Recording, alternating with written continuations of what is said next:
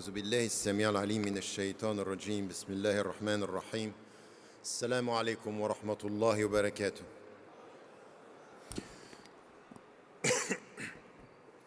So I will try to bring you back on earth and talking about a topic that is central for us when it comes to understanding the meaning of jihad. Before that, just two things that I wanted to say. Just before coming, I was given this.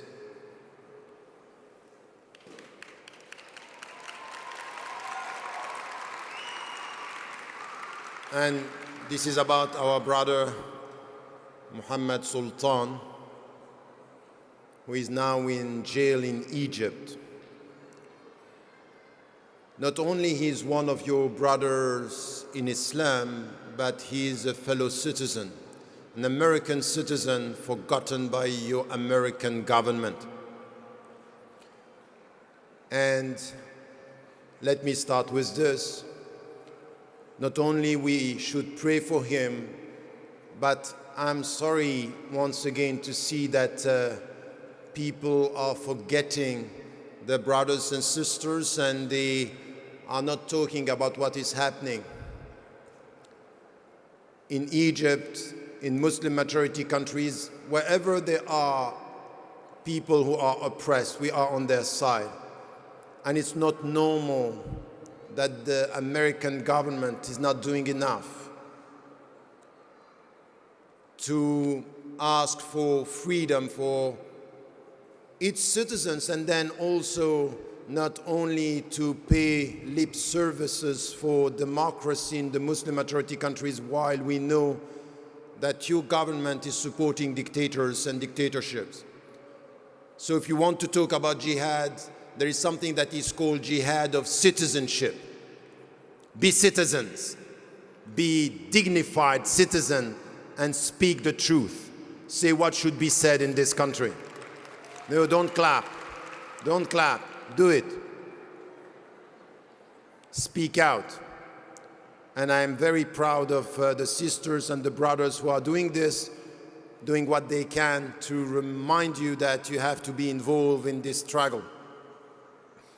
As I told you, there is another lecture tomorrow morning, inshallah, which will be the last one. And between today and tomorrow, I will be at the booth, the E31, talking about the work that we are doing on ethics and Islamic legislation, and also presenting some of the books that I think are essential. What I'm going to do now is a summary of many of the topics that I've been tackling in books. And once again, you can't get an understanding of jihad in 30 minutes. You have to read, you have to be involved in this, so it's a call. And I want publicly to just acknowledge the support of four sisters, Amal, Asma, Saliha, and Shayma, by alphabetic orders, that are from here in the States, who are helping us to deal with the booth and to deal with the books and presenting the work that we are doing. Now, if I come to the topic and I come to the meaning of jihad and the way we have to understand it. Now, let me be clear. Under colonization and under the authority or the political power of the West, they understood something which was essential, and now they are doing the same with our presence in the West, is to strip from our reference, from our terminology, some of the concepts that are essential. One of them is jihad.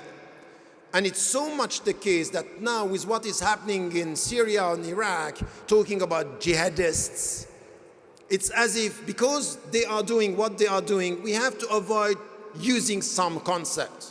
It was done with Salafists, and then we are very scared of using Salafi. Now they are using Islamic States, and then we are cautious with the Islamic reference. And then they are talking about jihadists, and then we are scared to use jihad. Let me clear on this. The right understanding of jihad means that there is no Islam, no way to be a Muslim without understanding that the central concept of Islam is jihad. No Sharia. And by Sharia, I don't mean only the Islamic law. No, it's the path towards faithfulness. It's the way we respond to the call, which is ثُمَّ جَعَلْنَاكَ عَلَى شَرِيعَةٍ مِّنَ الْأَمْرِ فَاتَّبِعْهَا. You have to follow the path. And you can't follow the Islamic path without understanding that jihad is a condition. Now we have to get the right understanding of jihad.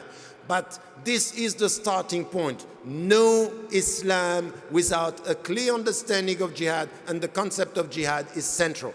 So this is the first point. And then this is the way we also deal with our life. يا أيها الذين آمنوا هل أدلكم على تجارة تنجيكم من عذاب أليم تؤمنون بالله ورسوله وتجاهدون في سبيل الله بأموالكم وأنفسكم ذلكم خير لكم إن كنتم تعلمون. So this is where you have the three conditions.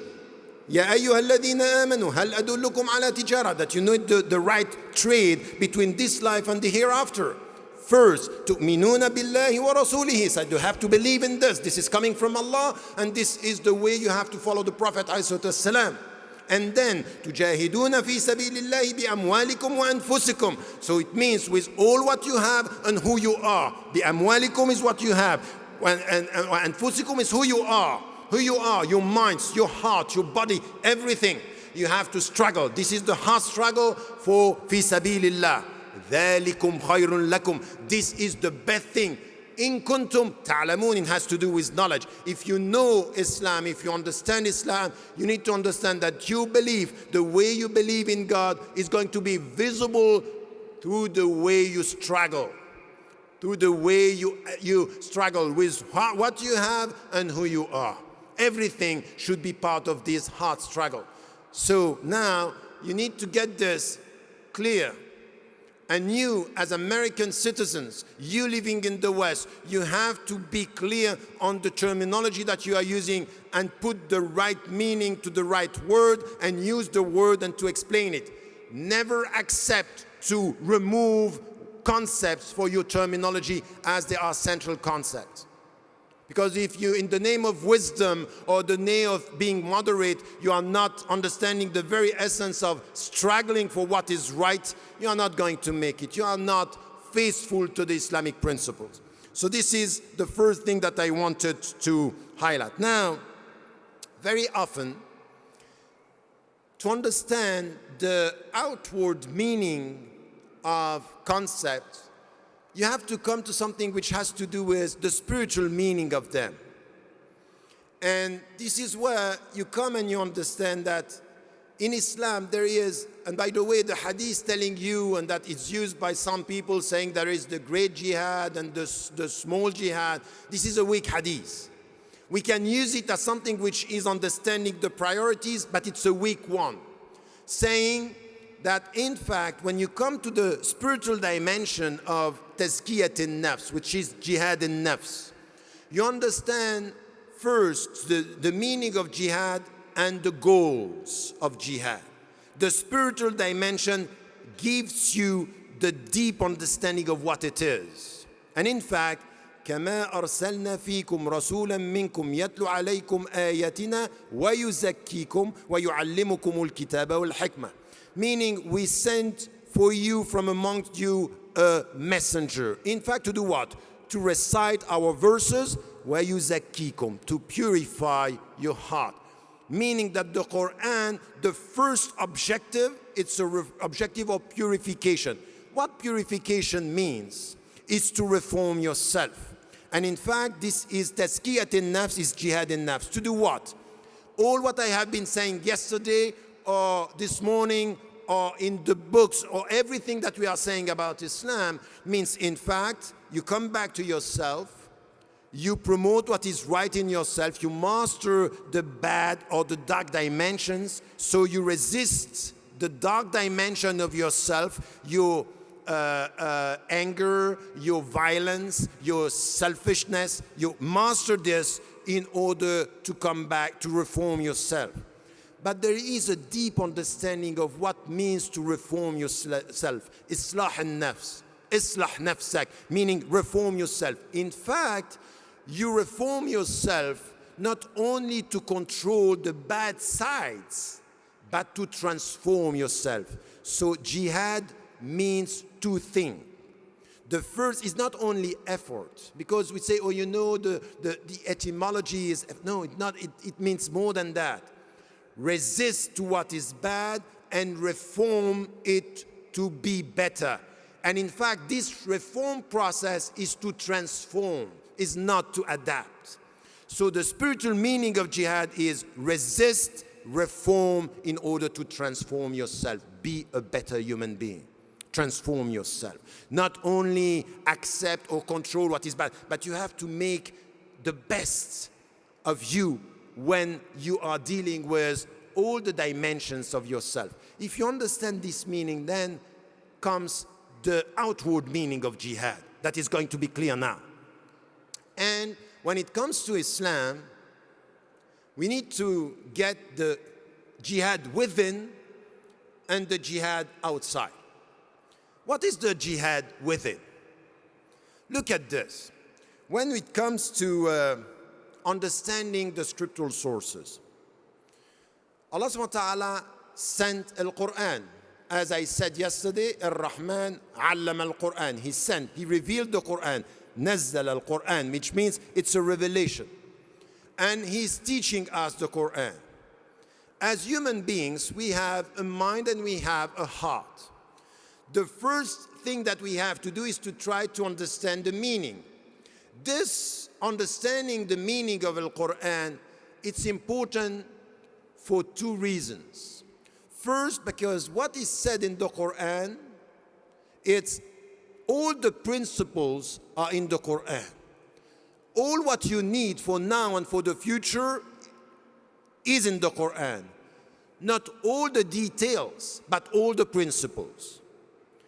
Get this, because in fact, from the very beginning, because Allah is revealing a text, the first jihad for you will be this intellectual jihad of understanding the text and understanding the way this was translated by the Prophet ﷺ. كَانَ خُلُقُهُ الْقُرْآنِ, said Aisha radiallahu anha, meaning he was the embodiment of the Islamic principles in his life.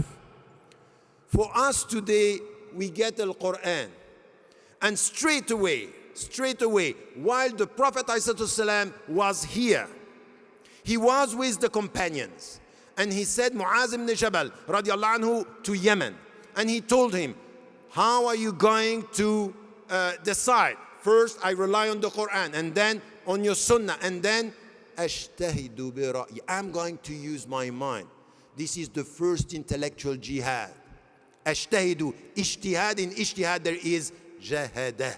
There is the roots of the word. From within, as Muslims, you need to understand that the first jihad is not only understanding the text. He was sent to Yemen, and what the Prophet ﷺ was telling him, in Yemen, you are going to face new challenges that you are not facing here. How are you going to do that? I'm going to use my mind to do two things, to understand Yemen and to understand the text. And through the Yemeni situation, come back to the text. So my understanding of the text should be in the light of the Yemeni context. First jihad is to read the text. The way you read is a jihad. So ijtihad has to do with jihad. So this is something that is part of what the ulama are doing when the Quran is silent and when the Quran is open. Dhanni ad-dalala means that it's open for interpretation. So we need to use our mind. Anyone who is telling you, I follow the scriptural sources, Al-Quran, As-Sunnah, and applying literally without understanding the context, didn't get it from the time of the Prophet ﷺ. No iman without intellectual jihad. No way to be faithful to the scriptures if we don't do that. And for you, it means something that you need today to have scholars, a'imma, shuyukh, who are born, raised, and understanding the context of this society. They know what it is all about. They know this history in this country, not coming from Muslim majority countries. Yes, we can need them for some issues. But as to the reality of this country, we need people who are having this intellectual jihad in America for Americans. That's your job. This is where you have to have institutions in this country, educating a'imma, educating shuyukh. Stop with this inferiority complex, thinking that everything is going from the Muslim majority countries. You know what? The Muslim majority countries need Muslims, Western Muslims, now being equipped and facing the challenges of their society. This is your jihad. And it has to do with understanding the Quran here, now, and for you. Exactly as the Prophet ﷺ is talking to Mu'adh ibn Jabal, he's talking to you. On what are you going to rely? Al-Quran, As-Sunnah, and your minds, your intellect, your situation. You have to know this society and know the text. And you are not going to be faithful to the Quran if you are not faithful or understanding the context within which you live. That's an important first struggle. Now, there is a second thing which is important. You know, yesterday I was referring to the hadith of the Prophet ﷺ, which is a hadith sahih. إِنَّ اللَّهَ يَبْعَثُ لِهَذِهِ الْأُمَّةِ عَلَى رَأْسِ كُلِّ مِئَةٍ سَنَةٍ مَنْ يُجَدِّدُ لَهَا دِينَهَا. Which is the asah. This is the way it's put here. It's considered by the scholars as the more authentic phrase or way of putting it. What does it mean? It means that Allah subhanahu wa ta'ala is going to send a sheikh or a leader or a group of people who are helping this community to renew its understanding. In fact, التجديد الفهم التجديد jihad. Why? Because in fact, through history, depending on the context, the historical context, the political context, whatever is your new situation, you can't just repeat what was done. You can't, in the United States of America, take a model from elsewhere and implement it here. That's not going to work. You need to take the principles in history and to try to find the model in history. Your history, this is where you are. This is a jihad. This is تجديد الفهم, إصلاح الفهم. It's an intellectual jihad. And more than that even, we need to have also a jihad with the way we deal with our own history. I'm sorry, we have a very romanticized way of dealing with our history. It's as if the history of Muslims, they were so great and we are so bad or so weak. That's not true. Straight after the Prophet ﷺ passed away, there were divisions. And by the way, even when he was there, even when he was alive, the companions were struggling. This was not an ideal state. This was dealt with principles, but they were human beings. And then they were even killing people. Umar ibn al-Khattab was killed, and many of the Khulafa were killed, and the companions were killed. This is not an idealized story. This is the history of human beings. They were as human as you are. You have to study. And you have to study this story. Why? Because in our history, the historical context put sometimes some sciences as a priority over others. For example, when we were confident as Muslims with our principles and our way, our vision, our way of looking at the world, we had scholars dealing with sciences, philosophies, arts, architecture. And all of a sudden, when we started to be scared of losing our identity, that we were facing dominant civilizations, we ended up talking about rules, ahkam, halal, haram, as a protection. We were open with confidence. We ended up being narrow-minded with rules only. We have to free ourselves from this mentality. We have to come back to rules are rules within a conception, within a concept of life, open to the world. And this is your job. You in America, you should stop nurturing this sense of protecting ourselves. Open up with confidence. Take the best of this society and now come with a philosophy of life, a concept of life, which is a jihad in itself. I don't agree with, I know that some wouldn't agree with me. Wow, it's 9 minutes. By the way, I was told it's 45 minutes and you gave me 35. What is right? My time or your time? My time, alhamdulillah, jazakallah. So they are generous. No. So what I wanted to say here is, when you look at our history, you can see that over time, we have something which is a categorization of knowledge. Look at yourself. 90% of the scholars on whom you rely are fuqaha, are people who are dealing with rules, because this is our reference. That's fine, nothing wrong with this. If we understand that our rules are within the concept, are within the conception, are within the vision, and we don't have this vision, we are losing this vision. You know, when I wrote the book, Al-Islah al-Jizri, Radical Reform, I got a better understanding from people of other religions than from many Muslims. They don't get what I meant. Because a radical reform means really an intellectual jihad, saying to the Muslims, look, if we carry on this protective attitude, defensive attitude with our rules, we are not going to make it. Now we need a radical reform and to listen to what is coming from the spiritual meaning. We are not here to adapt to the world. I'm just fed up with all this fatwa helping us to adapt to the world the way it is. Because the world, and we have haja, and we have rukhsa, and we have umum balwa, all the concepts that are used in our tradition, hiyal, even jurists, you know, Al-Izz ibn Abd al-Salam wrote a book about this, saying we need to come to the maqasid to stop this business of getting fatwa just to play with rules. And this is the way we are today. We are playing with rules in the name of rakhas, haja. And when I wrote the first, you know, this is why I don't agree with the concept of fiqh al-aqalliyat. Fiqh al-aqalliyat for me, it's fiqh al-du'afa. And I'm not da'if. I would say with Obama, you might think that I don't like him so much. No, I'm a bit disappointed with him. Not a bit, a lot. But he said something, yes, we can. And you repeated that.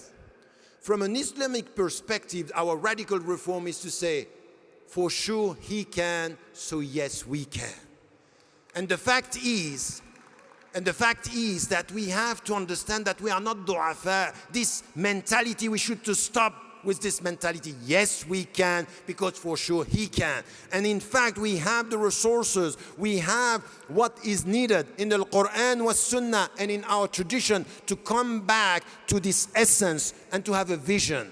So our radical reform should be to change our understanding and to come with a jihad, an intellectual jihad with our own tradition. So first with our own scriptural sources. Second with our own tradition, our own history, an intellectual jihad to revisit what was done by the scholars and to come with a new hierarchy, even with our sciences, new relationships. We need to stop with this fragmentation of knowledges between the scholars within Islam.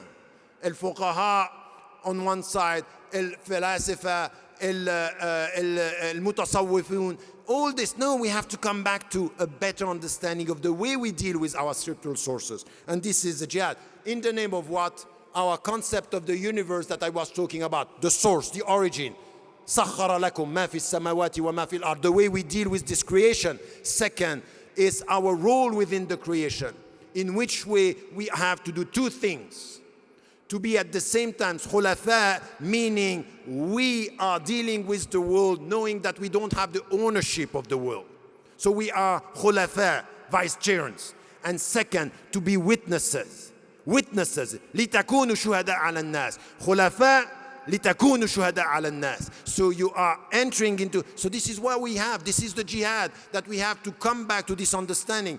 Our contribution to the world today, to the consumerist society, to the dominant civilization, it's not about fatwa, it's not about halal and haram, it's a concept, it's a vision.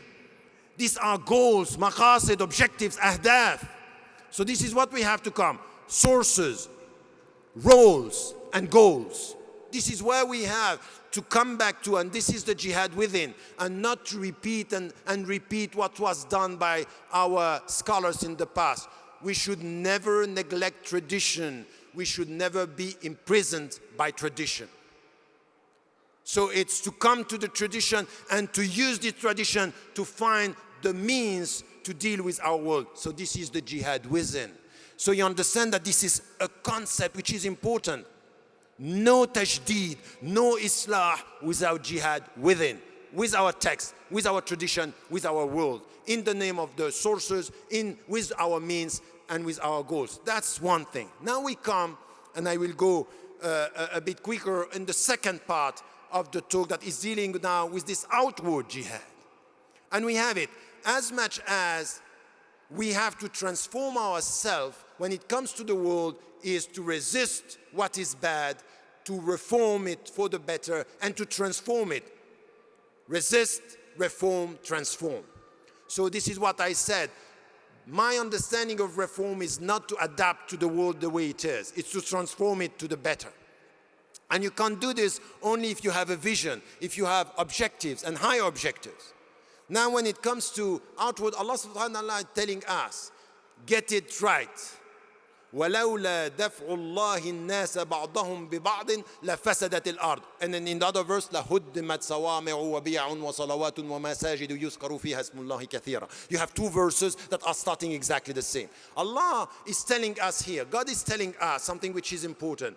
By nature, you will have people struggling against others. And this is sunnat Allah. So meaning this is the way it is. You have to deal with it. And understand that this struggle, this jihad with others, these oppositions are helping you to be better and to prevent the world, the earth, to be corrupted. That's the point here. So it's bad, but it's necessary. It's bad because it's difficult to deal with others, but it's necessary because it helps you to get this humility, this understanding. So the fact that you have Christians, Jews, Buddhists, Hindus, atheists, agnostic, you might think that it's bad, but this is the way Allah wants it to be. You have to deal with that. You have to deal with diversity. So how are you going to deal with this diversity? This is the way we are going to deal with jihad. And the first occurrence of jihad in the Quran, once again, look at it. It's about intellectual jihad. فَلَا تُطِيعَ الْكَافِرِينَ وَجَاهِدْهُمْ بِهِ جِهَادًا كَبِيرًا. Don't obey the denier of God, the people who are denying that there is a God, and fight, struggle against them by the means of the Quran. So use the Quran, meaning you have to understand the Quran, you have to understand the arguments, and then you struggle. The first is this. You, American Muslims, this is exactly what you have to do. The first jihad for you is an intellectual jihad. And I have people coming to me at the booth or after lecture asking me, how do I respond to this? That's exactly it. Listen to what the people are saying. And through their questions, come with very strong arguments. In fact, their questions are helping you to be better Muslim. Because their question about your faith are helping you to get a better rooted tradition into intelligence, intellect, and heart. So let the people question you. Listen to what they have to say. This is your positive jihad. Their questions are challenging, and their challenges are good for you. They help you to be intelligent, or they help you to be rooted in a tradition to understand your religion. In fact, the ignorance of the people around you are helping you to be more knowledgeable Muslims. So you might think it's disturbing, but it's a positive disturbance. And by the way, I remember a woman in one of our interfaith dialogue saying, a man came to an intellectual, say, you know what? I don't want you to tolerate me. I don't want you to accept me. I'm here to bother you. And that's good. Somebody who is bothering you through the questions is helping you say, okay, when you come back. You know why I started reading books in French literature? And the last book that I wrote in French, I dedicated this book to the teacher who, when I was 14, was challenging me every time. And I was going back home saying, I have to respond. He was just putting me in a situation, an intellectual jihad. He was helping me to strengthen my arguments. And 45 years later, he came to me on my shoulder. He said, hello, it's me. And I remembered him since that time. And straight away, the next book was for him. Because I was talking to a French philosopher and say, you know what? You taught me a lot. He smiled and he said to me, and now you are teaching me. This is the way we have to be with this society, to listen to what they have to say, because he was very sincere. He was not a Muslim, but he was an honest mind. And we have to respect that. So first, this intellectual jihad, it's important for us. There is also something that it's important for us in this society. And you have sometimes, you have to call your fellow citizens in America towards something which is a jihad against ignorance and silliness. When you see some Americans, they don't know anything about history and geography. You ask them, where is Switzerland? I'm coming from Switzerland. They are confusing Switzerland with Sweden. They are not traveling the world. They are not curious. There is no curiosity. You came from so many countries now. Help this country to be more open to the world, to stop this arrogance towards the world, thinking that we are teaching the world. It's not because you have economic power that you have cultural intelligence and in intelligence of the world. This is what you, with your jihad, you can help this country. This is the added intellectual value that you need to bring to this society. And there is also something which is important with the society and within the society is the cultural jihad. And the cultural jihad is both ways. It's not by accident that you are ending up in the United States or in the West. It helps the Muslims. What you think could be a trial, it's positive. Allah is helping us to deal with the Arab culture, the Asian culture, and to be critical. This is a cultural jihad. Stop being too much Arabs and become Muslims. Stop to be too much Asians and become Muslims. And for the American, stop idealizing the American culture and become Muslim. By the way, there is no American dream. There is only American dream for the rich people, not for the poor people. So this is also something which is important. In this culture, there is something which is rooted that you have also to struggle against, to help this culture to liberate itself from a history of racism, discrimination, and oppression, to have democracy for ourselves and dictatorship for others. That's not acceptable. This kind of intellectual culture should change, because you don't make a difference. You don't make a difference between a black and a white, an Arab and an non-Arab, and even a Muslim and a non-Muslim. Justice is justice for all. This culture of differentiation, of hierarchy between races and social classes, that's not you. And it's a culture, not only a political system. It's a mindset. Liberating them. This is a social jihad and a cultural jihad at the same time. And we need to do this with our cultures of origin, and we need to do that with our society. So this cultural jihad has to do with any kind also of addictions. Islam is helping us or teaching us, free yourself. Anything in your culture which is ending up with addictions, it's wrong. Because it's a jail. It could be music, movies, food, fashion. Addictions is against spirituality. Someone who say, I believe and in La ilaha illallah should free herself or himself of any kind of addiction. So this is the cultural jihad. How do you get autonomy here? And it means also that we have to look at our cultures here and elsewhere. For example, it's because of our cultural understanding of things that we are accepting discrimination. that we are accepting violence, that we are accepting discriminations towards women. In the cultures of origin, the patriarchal societies are normalizing women's discrimination that has nothing to do with Islam. They have nothing to do with our religion. So we have to struggle with this. But even in the United States of America, why is it in this society that a woman that is working with the same skills that a man is not getting the same salary? That's discrimination. So this is a social jihad. We have to be involved in this. And by the way, not only Muslims against the other, is Muslims with others against the wrong principles, against discriminative or discriminations or any kind of discrimination, discriminative processes. This is where we have to stand as Muslims when it comes to a social jihad. Something else that we also have to get is the economic jihad. And please don't come with a simplistic understanding. Yes, we have a system, which is the economy, the Islamic economy or the Islamic finance. These are means. We have our economic jihad is not only about Islamizing the means, it's to come with the right goals. I don't want to make the same money as the American economy. I don't want to make the same money as transnational corporations that are discriminating people and to put Islamic transnational corporations. That's not the point. We need to Islamize the goals, not the means. To have Islamic means to do exactly the same, changing words, changing procedure, that's not enough. So we need also to struggle. And there is two last points that I wanted to add here. So as I said, all this, it's coming from our spiritual jihad. It's coming from our deep understanding of where we stand, our concept of life, the means that we have, and the goals that we want to achieve. It's all this. This is spirituality. Spirituality is not only to pray during night.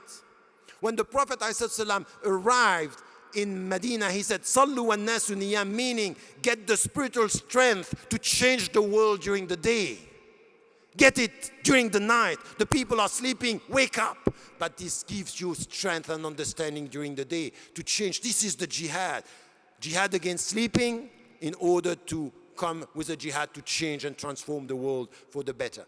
And there is one last thing that we have to talk about. And I come with it at the end, not because I don't want to start all our discussion as we have it now on the defensive thing, which has to do with war. Suyuti, when he was talking about jihad, came with 80 different understanding of the meaning of jihad. One of them is al-qital.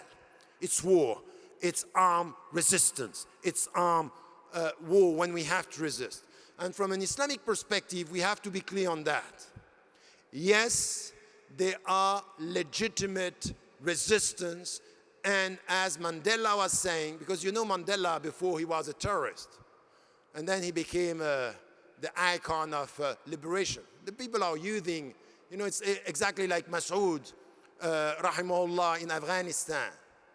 He was a fighter, and then you have people coming from France or coming, oh, he was a great, once he was killed, or once he has not the same role. We are playing with words, and the terrorist of tomorrow can be the freedom fighter, or the freedom fighters of yesterday, they can become the terrorist of tomorrow. We have to be very cautious. The only way for us is to stick with principles.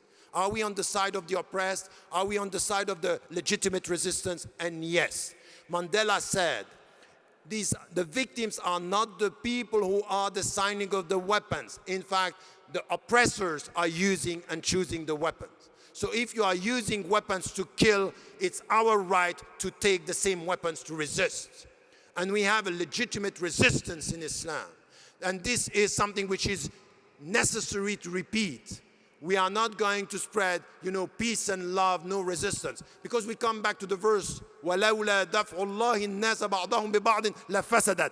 It's not in the name only of our resistance we are doing this. It's in the name of justice, in the name of human dignity that we are resisting oppression.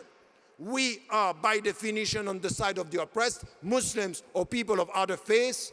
And then what we need to understand that sometimes we need to be resisting. But there is an ethics of war, that you cannot kill innocent people. You don't kill women. You don't kill children. You are not even destroying nature. This is what the Prophet ﷺ said to Usama, and this was repeated by Abu Bakr as-Siddiq when he sent them to the north. Be careful, there are rules. There is something that is ethics of war that we have to respect. So for us, it's right to resist, but we have to decide the means. So when we have Daesh, or the so-called Islamic State, these people are betraying, and they are coming from very far.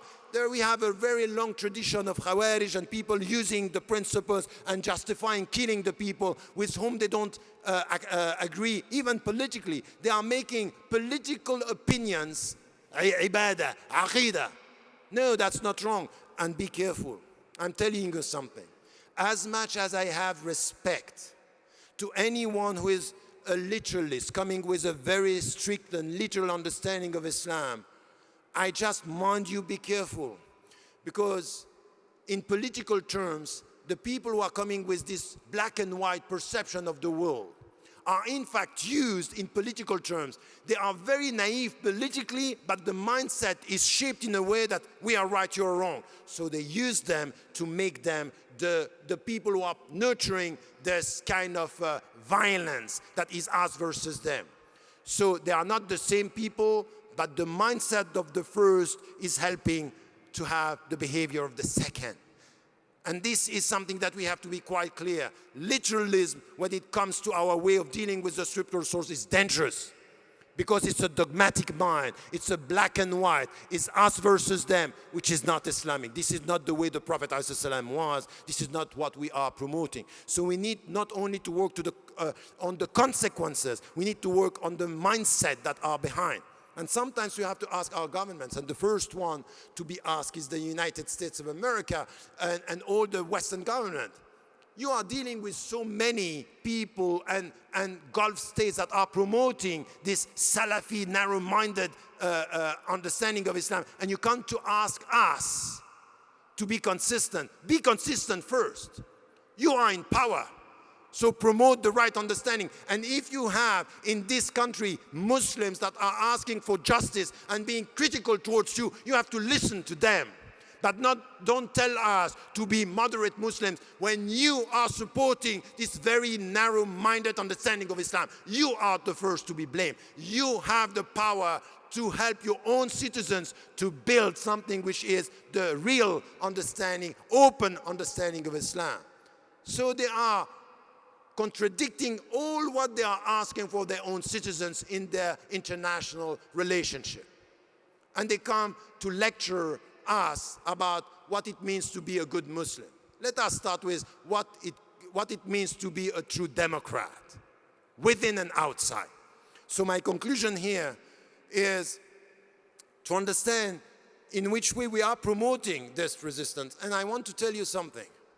To anyone who is trying to say, because of what we have now, jihadists and the Islamic State, and we are condemning this, you end up, if you are not aware of it, because you are condemning this, to be silent to everything else. And you listen to somebody, this hypocrite, Netanyahu, saying, you know what, we have our terrorists. In fact, the Palestinians that are resisting us are exactly the same. In fact, we in Israel, we are helping you in the West resisting the terrorists. I'm sorry to tell you, and this is where you have to stand as American Muslims. The Palestinian resistance is a legitimate resistance, and they have the right to resist. This has nothing to do. Don't clap. No, please, don't clap. Say it. Make it heard in this country that anyone in the United States of America who was resisting anything which has to do with oppression, these are the dignity of this country. The people who were against oppression, now we acknowledge the fact that the people who were against the Vietnamese or the Vietnam War, these were the right people.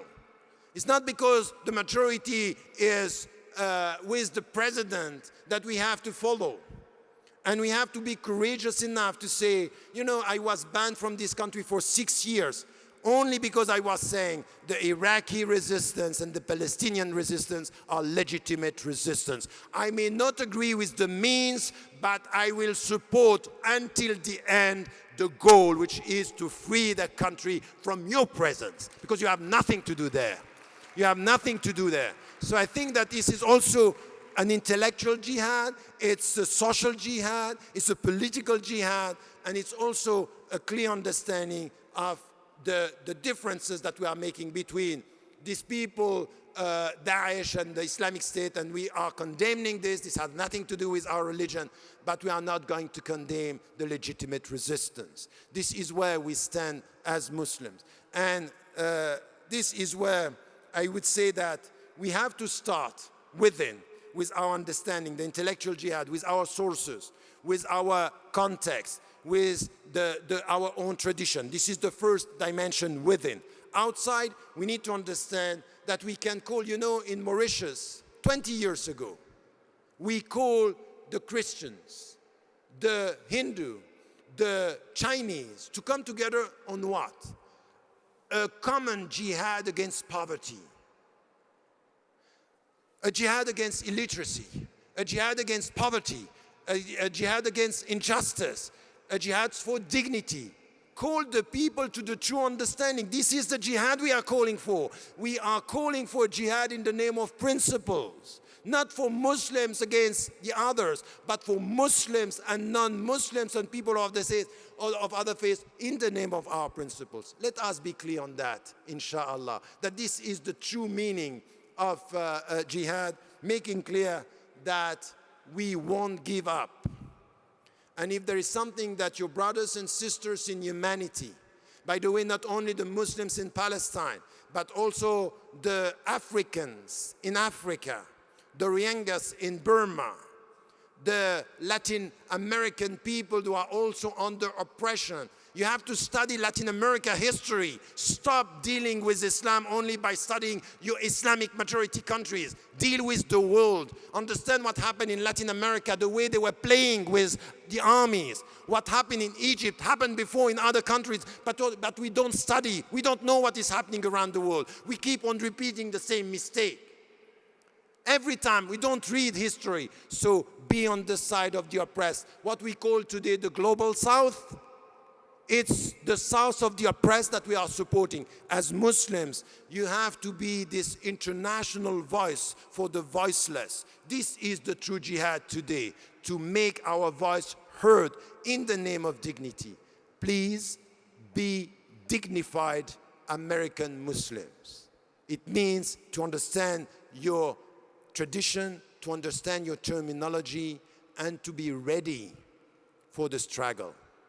I'm not saying the struggle to die, but to be as Muslims. Let me end with one thing.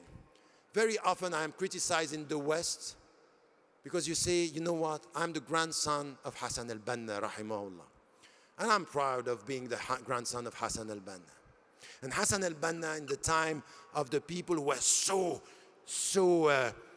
angry with what was happening in Israel, and it was before Israel, it was when they were starting decolonization. They wanted to go and to fight and to die. Fi sabilillah. He stopped them and said, you know what? It's very difficult to die in the way of God. But it's much more difficult to live in the way of God.